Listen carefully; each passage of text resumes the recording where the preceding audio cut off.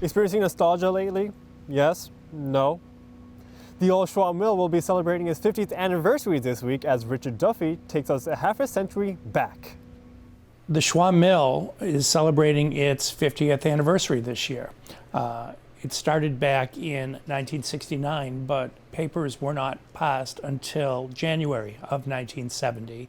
So this indeed is the point where the Schwamb Mill went from being a working commercial frame manufacturer to a living museum where frames continue to be made. And as a matter of fact, as I speak to you now, I'm delaying our master turner from getting to work on a very important commission because it remains a very important part of the work we do here, but also more broadly interpreting the mill history in Arlington.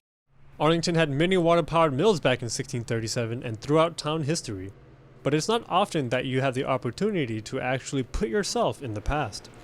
The Old Schwamb Mill officially became a museum in 1970 through the work of Patricia Fitzmaurice and some of her companions. The idea was to celebrate her accomplishments through a robust series of programs touching on culture, music, art, and history. But of course, that was not to be. Obviously, due to the COVID-19 pandemic, those types of activities had to stop. Enter the opportunities presented through ACMi and just plain old homemade Zoom meetings, and we've been able to continue to connect to audiences and continue to tell the story. So we don't have to let the year 2020 end without relating what Arlington was all about 50 years ago. So it's not going to be a nostalgia trip. 1970 was a very, very challenging year for Arlington. I would say perhaps one of the most challenging years of the 20th century.